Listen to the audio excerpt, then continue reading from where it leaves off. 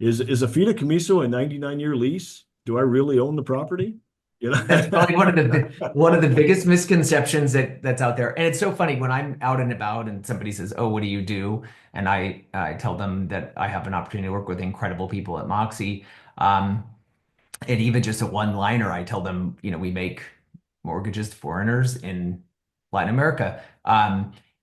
People, that's their immediate response. Oh, isn't it a 99-year land lease? You can't really actually own anything in Mexico. And it's like, I don't, at some point that must have been true because so many people believe it's the case. Yeah, But no, that's not true. A fideicomiso is um, really like a trust, right? So it is full ownership. absolutely. Hey, how you doing, everybody? Alex, good to see you.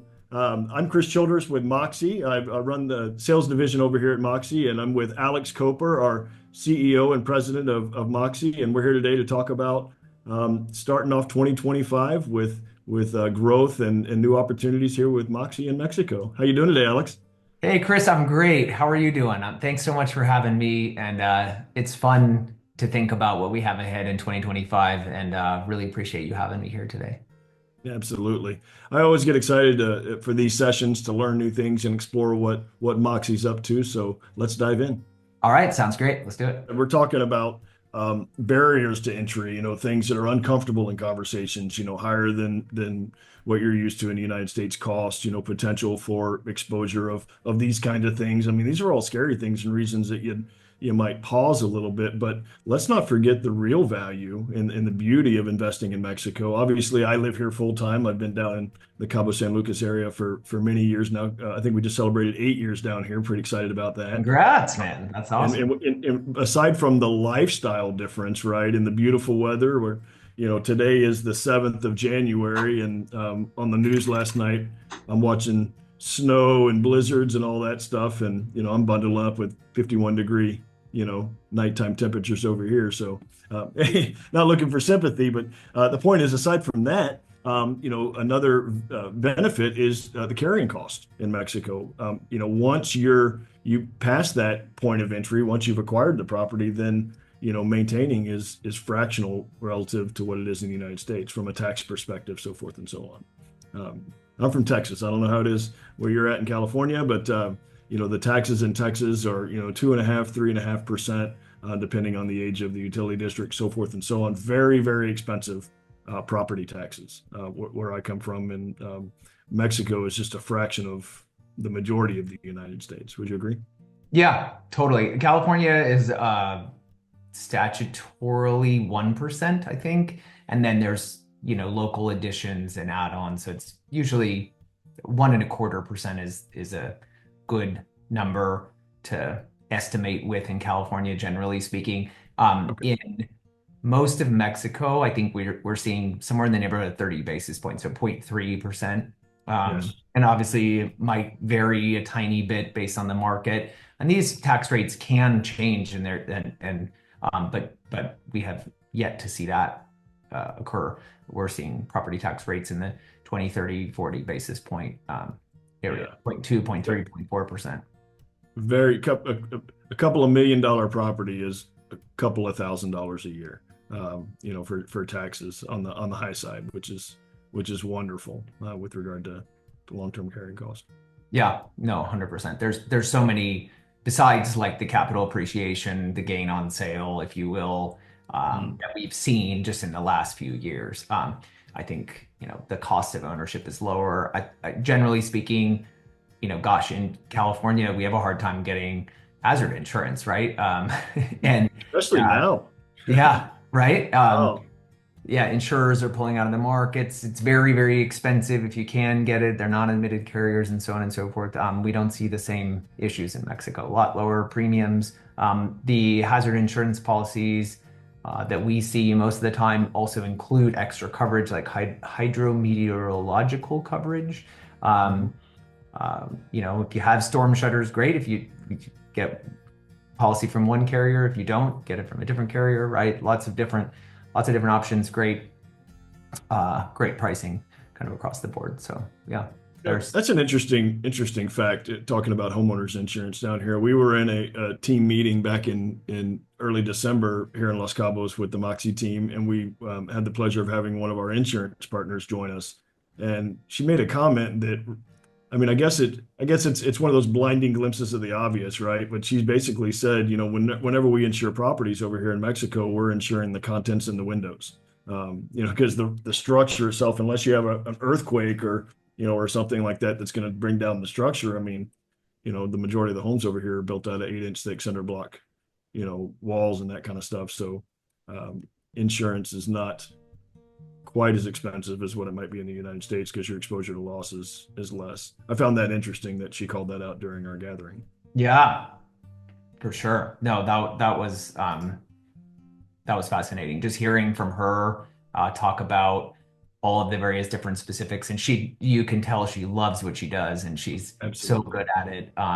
This, by the way, one of the insurance brokers that's a preferred provider. I think her contact information is on our hazard insurance disclosure. It is. And we don't have a business relationship with her whatsoever, but we provide the names of really good insurance agents to Moxy clients to the extent they want to um, contact them for a quote or for policies. So yeah, that was a really fascinating conversation. It was interesting to We also have. had a great presentation from Armor Secure, who does title insurance. They also do escrow, but they do title insurance across Mexico. I think they're one of the only people that write policies. So they're obviously a very close partner of ours. But just hearing them talk about, all of their work and research around the underlying land for all of these developments in various different areas is fascinating. And the ejido claims. Some people watching this might not even know what that is. It's a big deal. It's a big deal, It's yeah. critically important that you have a competent counsel or you're working with a competent partner like Moxy when you're buying real estate in a foreign country, please, because you could end up what you don't know can hurt you. I think maybe that's a better way of saying it. Absolutely. If you're end up buying something that looks really pretty and beautiful and you're excited to move in, and either A, you don't actually own it when you're done, or B, there's a claim to the underlying land that the condo building sits on or the house sits on. Someone could kick you out like in pretty short order. So really important to make sure that you're doing your due diligence, especially if you're a foreigner and especially if you're transacting in a foreign country. So Absolutely. And Alex, you brought up a couple of hot topics just in that one line there. We could spend all day visiting. Let's touch on a couple of those. Let's first talk about you brought up Armor Secure and the fact that they are, for all intents and purposes, the only title insurer in all of Mexico for residential real estate. There used to be a couple of big names down here. Another big Stewart, I provider. think, still writes some occasionally. They're sort of in and out, Stewart title, but Right, right. you're I right. understood. I understood they kind of shifted towards a commercial. The big master policies, I guess, is what it's called. But they're writing the master policies, and in some cases, will by exception, write a residential policy that's protected by their master policy kind of thing. Right. That's what I've Yep. heard. But we get it's an interesting topic because of the fact that in markets where it's available, our investors do require title insurance. It's necessary. There's only, for all intents and purposes, one provider for what we do, which is Armor. And part of the title insurance process is the title search process, right? Researching the information on the title. And for those who don't know, a quick summary of this, but when you get title insurance, there's multiple steps to get there. First, you gather the property documents, you open title, you begin the title search. Once we get the title search, that information, all that data and history is then reviewed and researched by a legal team. That legal team will then issue what's called a legal title opinion, or their opinion of the data that's in that. They provide that to the title insurer, and then the title insurer, based on that legal title opinion, will then decide whether or not they're going to bind and insure that policy. Is that correct? So, Yeah. So yeah, we're ordering the title search, the title searcher, which is a different vendor based on the market. who has sort of certification or approval from the title insurance company, from Armor, Yes. or from Stewart in the case. Actually, Stewart's procedure is different. We could nerd out on title insurance. I know we could go all day Uh, on this topic alone, right? Stewart will actually order the search if they're going to provide the title insurance policy. They'll contract directly with the searcher, whereas Mhm. Armor Secure requires, like in our case, Moxy to order the search from a approved vendor list. That search and that report is then submitted to the title insurance company for a title commitment. But anyway, depending on the market, there are title searchers in every market across Mexico. In some cases, these records are not electronic. So they're actually going to the Registro Público office, to the public registry office, and they're ordering copies, paper copies of land records, and they're searching back to the very beginning of that particular parcel or the parcels that your condo unit development building, PUD unit, single family residence, whatever it is, sits on. And they're Yes. going and they're looking at every single transfer that was done as far back as the records will go. And documenting to make sure that each and every one of those transfers was done legally, and where nobody, maybe in 2 or 3, 4 transfers ago would have a legal stake to that land. And it's really important to talk about the land because it's not necessarily the house; it's what the house is sitting on, or what the highest and best use of that land changes over time, right? So maybe it was, and when we talk about ejido or ejidadores, those Cultural. were originally, like, that was land given to farmers by the Mexican government generations ago. And so some of that land still exists. And if it wasn't transferred from the ejidatores to the developer who's now building single family residences on that land, for example, if it wasn't done properly, or maybe there were 10 different parties in the 10 different ejidadores and only 9 signed off, that one, their descendants, 2, 3, 4 generations Yeah, a good state have it claim. legal staked to can stake a claim to that land. And so anyway, the title search process is really important. And varying degrees of difficulty and complexity. Los Cabos tends to be a quicker process. A lot of the records are digitized, and Be or more there digitized, aren't yes. a lot of land transfers that occurred. We see parts of Quintana Roo where these title searches take a little bit longer because those paper records are required and they have to be ordered. So, Yeah. but anyway, that's sort of the starting point. The result, that report comes out, and then we take that report, review it, and our underwriting team reviews it, and then it goes to the title insurance company for the commitment.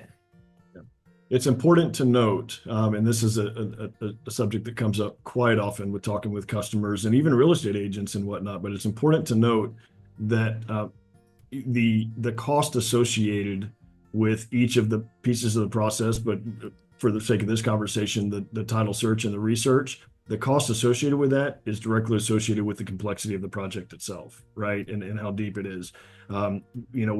We generally collect, a few $100s for our title search based off our general standard fee disclosure. But if you look at that fee disclosure, it says title search is a pretty broad range. I think it's $500 to $5,000, something significant, right? And you're kind of thinking, how could it possibly be a range like that? And what we've learned over the years is that's directly associated with the complexity of the project itself and the amount of research to be done. As you mentioned, Los Cabos' information is much more readily accessible. It's kind of in the new age, with digital access and whatnot. But you get into some areas in Baja Norte or even Loreto and just different areas where they haven't advanced that much, and it becomes much more complicated. We had a situation yesterday. We're talking with a borrower where our vendor came back and said, "Hey, title, there's a deep web here. We've got to research. This is what it's going to cost to move forward with this search." So that's something that we experience and just want to make people aware of. Yep.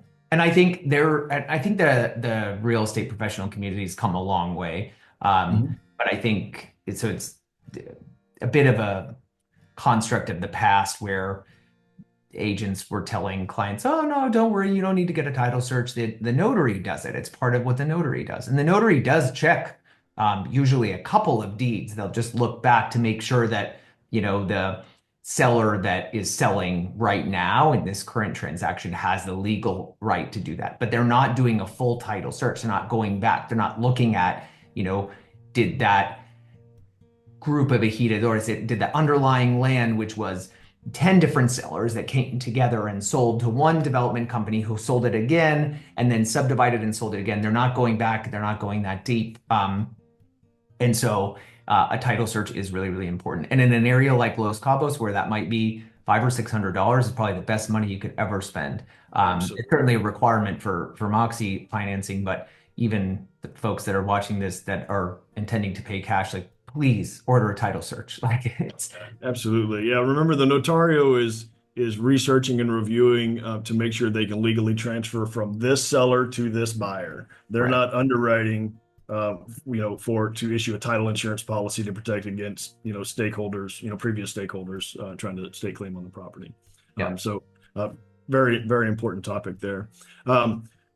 We also brought this up, and it comes up quite often, not as often as it used to, and largely in part due to Moxy and the educational resources we've distributed online. But let me ask you, Alex, is a fideicomiso a 99-year lease? Do I really own the property? That's probably one of the biggest misconceptions that's out there. And it's so funny when I'm out and about and somebody says, "Oh, what do you do?" And I tell them that I have an opportunity to work with incredible people at Moxy. And even just a one-liner, I tell them, we make mortgages to foreigners in Latin America. People, that's their immediate response. "Oh, isn't it a 99-year land lease? You can't really actually own anything in Mexico." And it's like, at some point that must have been true because so many people believe it's the case. But no, that's not true. A fideicomiso is really like a trust, right? So it is full ownership. Absolutely. You can profit from the sale, you can improve the property, you can do whatever you want. It's just like owning it. It's the bank trust is the one that is the recorded legal owner, and they have a fiduciary responsibility to abide by the terms of the trust. The trust is, effectively becomes the deed. And that's how Moxy records its lien in the case of a mortgage. And when you pay off the mortgage, we release our position. Moxy is first place beneficiary under the trust. The buyer or buyers or their entity, their trust, their LLC, their corporation, or their individual names as foreigners are in second place beneficiary. And then when the loan is paid off, Moxy relinquishes its first place beneficiary position, and the trust remains. So the other kind of cool thing about the fideicomisos is they're 50-year terms that can be renewed, no issue. And you don't like lose the property at the end of the 50 years, by the way. But so in many instances where Moxy is making a loan for somebody doing a purchase transaction on a resale, the fideicomiso already exists. Instead of canceling that and starting a new one, we can just do what's called a fiduciary substitution, and then a transfer from you sort of just substituting out the fiduciary bank, but you're also removing the current owners that are in the fideicomiso and replacing it with the new owners. And that can save our clients the SRE permit, the Secretary of Foreign Affairs permit fee, and also make things a little bit faster. There's so many different intricacies and interdependencies, and that's what our legal team is so great at doing every day. But nevertheless, it's kind of a cool little tip that can save some folks some money and not compromise the safety or security of the transaction. And there's a lot of cool features of the fideicomiso that people don't really consider. When they're figuring it, okay, it's an ownership vehicle, so forth and so on, but they don't think about a lot of the built-in features like the, probate avoidance, through substitute beneficiary assignment and that type of stuff that's built into the contract or built into the deed itself. Yeah. Absolutely. No, good point. Cool. And then also we had talked about the Hito property and the 99-year lease. And I think that's where a lot of that comes into play, because what a lot of these, the owners of these Hito properties have done over the years is rather than transfer them back to sellable parcels of land, they will carve out lots and whatnot, and then they'll do long-term leases on the real estate itself, on the real property itself, up to 99-year leases, I've heard. And then they will allow people to go in and construct their own homes and whatnot on that property, which seems wonderful. You've got a lot lease and then you build your own structure, but if they decide not to renew that lease, which they have every right to do, then any improvements on that real property belong to the owner of that real property. So when people ask us about the 99-year lease and that kind of thing, that is very different than the fideicomiso and what we're able to work within. And for the record, Moxi obviously can't work with leased real property. We only finance wholly owned property here in Mexico. Yep, which is very easy to do. So absolutely, yeah, absolutely. we don't lend on 99-year land leases because it's not very common. So right, no issues.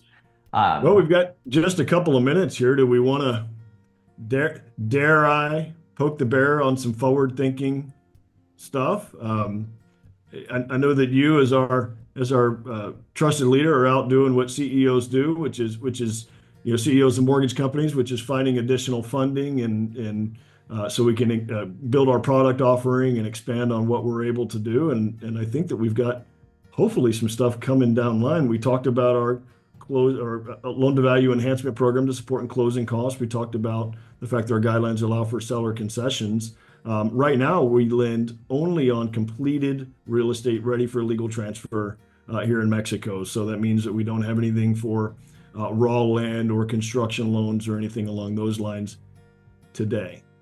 Yeah. What do we think that looks like going forward? Yeah. I will be careful with my words because there's so much still in development, but we've been heads down very, very hard at work the last few months in particular. And really this comes from listening to our clients. So we want to make sure that we're getting the very best possible rate that's available from a capital market perspective for our customers. And we have brought rates down considerably. Interest rates are increasing, but Moxy's, sort of spread to those rates has consistently decreased, which is great. So we're focused on continuing to bring the most value we possibly can for our customers. And we're also listening to clients and we often think about it sort of an odd way of saying it, but it's like, who do we have to say no to? Like a lot, right? Like who are we saying no to every day, right? We're saying yes to a lot of folks, of course, within our credit policy, but who are we saying no to that we'd like to say yes to? Who, our mission is to democratize access to global home ownership. So who are we not able to help today? And how can we better align and better position our credit policy in order to be able to do that? And that's really the impetus or the focus that's set us off on this body of work, in particular in the last couple of months. So we've heard feedback from the real estate community and from our customers or potential customers. They want higher maximum loan sizes today. That's 2.5 million with an aggregate cap of $5 million US. They want an interest-only loan option. They want higher LTVs, meaning lower down payments and a bigger opportunity to leverage more. Clients have told us they want to get financing to purchase a lot or pull cash out of a lot that they already own in order to help them build. Clients want shorter term and or adjustable rate loan financing. Today, all of our loans are no prepayment penalty, fixed interest rate, 25, 30 year. We do 15, 20, 25, and 30 year, but the most common is 25. Some people need shorter term financing, particularly in the high net worth and ultra high net worth space.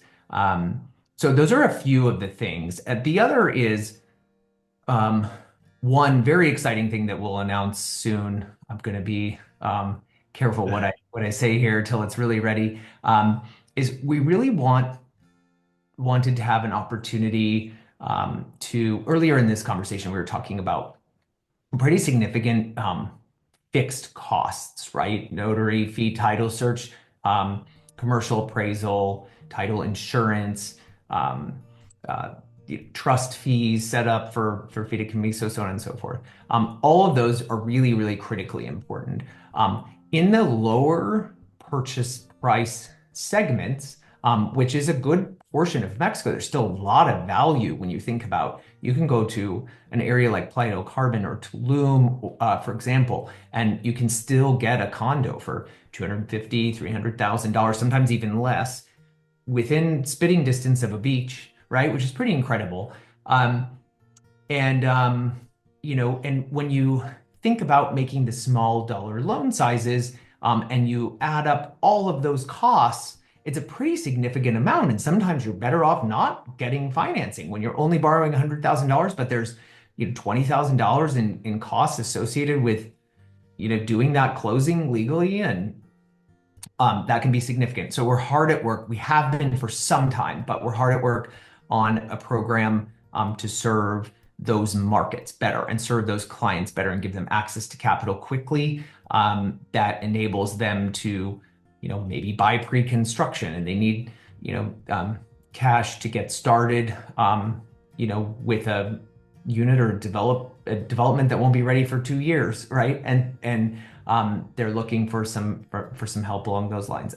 So we're hard at work on that program. More to come in the future. But suffice it to say, I think if you looked at our executive leadership team's project list for the last 4.5 months, it is the longest it's ever been, the most complex it's ever been, but the most exciting for sure. We're listening to our clients, we're listening to real estate partners, we're thinking about which new markets we can introduce to Moxy, which new eligible borrower citizenships we can introduce to Moxy. We're talking about some really exciting things on the horizon with respect to Moxy approved developments, which is a really important aspect to what we do, giving buyers that confidence that, gosh, this collateral has been diligenced, right? So we were talking about keto issues and land title transfers and some of those things. And when you don't know what you don't know, and you walk into a development and it looks really nice, and you're talking to the salesperson, and you're like, oh, I just have to sign here and put 40% down and then pay the rest over 3 years. It seems really great. Having that Moxy stamp of approval, knowing we've already diligenced the underlying land, we maybe even have done a master appraisal in the development. We've already looked, so we're hard at work on the partnership side of the business as well, thinking about how we can make things safer, more secure for our customers and potential customers, as well as for our development partners. So much exciting stuff to come. Very exciting. Announced. Unfortunately, I, not in a position to share all the specifics now, but hopefully that's a good preview. More to come. More to come. Yeah. Well, it's certainly obvious that those who are interested could close with confidence in Mexico with Moxy. Understanding the value that we bring from a legal perspective to make sure that they're protected and safe, but also from a access to capital to do so, get the thing to the table. So very exciting. Alex, it's been so much fun every time I get together with you. It's just, I feel like I learn something new every time, even though it's stuff we've been developing for a while. And the future is certainly bright. Sure is. Well, Chris, thanks. Take care for now and talk to you soon. Yes, sir. Thank you so much. Bye.